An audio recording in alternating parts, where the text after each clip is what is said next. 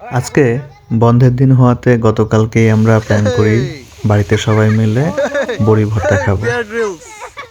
তো যেই কথা সেই কাজ, আমরা সবাই একসাথে হই বড়ি পাড়ার জন্য। অ্যান্ড সবাই মিলে গ্রামের বাড়িতে এরকম বড়ি পাড়া, বড়ি ভর্তা করা, একসাথে খাওয়া, এটার কিন্তু একটা আলাদা মজা আছে, যেটা আপনার বড়ি ভর্তার স্বাদটাকে আরো অনেকাংশেই বাড়িয়ে তোলে। তো বড়ি পাড়ার পরে আমাদের প্ল্যান হচ্ছে আমরা খেতে যাব মরিচ, ধনেপাতা এগুলো আনার জন্য।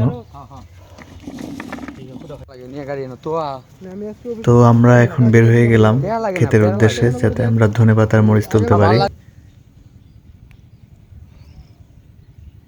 এখানে এসে আমরা ফার্স্টে ধনেপাতা তুললাম, দেন আমরা আবার মরিচ তুলতে গেলাম।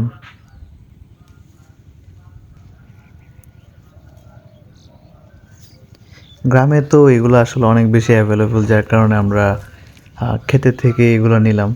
আর পাশাপাশি মানে ক্ষেতে থেকে নিয়ে ইনস্ট্যান্ট এই জিনিসগুলো করা, এটার কিন্তু একটা আলাদা মজা আছে। তো যাই হোক, এগুলো সংগ্রহের পরে আমরা আবার বাড়ির দিকে গেলাম। এখন সব কিছু ধুয়ে পরিষ্কার করে আমরা এগুলো ভর্তা করার জন্য দিব। আর এই জিনিসগুলো ভর্তার জন্য এই যে এই গায়েল চিয়া, এগুলো দিয়ে হচ্ছে ভর্তা করা হয়। গ্রামীণ ভাষায় এটাকে গায়েল চিয়া বলা হয়। এখানে একে একে বড়ই, ধনেপাতা, মরিচ সব কিছু দিয়ে একসাথে ভর্তা করা হচ্ছে। পরবর্তীতে এখানে লবণ টবণ দিয়ে একবারে প্রপার একটা ভর্তা হবে আর কি। তো ফাইনালি আমাদের এই সুস্বাদু বড়ি ভর্তা ডান। আমরা এখন একসাথে সবাই খাবো। এখানে অনেকেই অনুপস্থিত ছিল, যাদেরকে আমরা মিস করছি। আশা করছি সামনের প্রোগ্রামে আমরা সবাইকে পাবো। সেই পর্যন্ত ধন্যবাদ।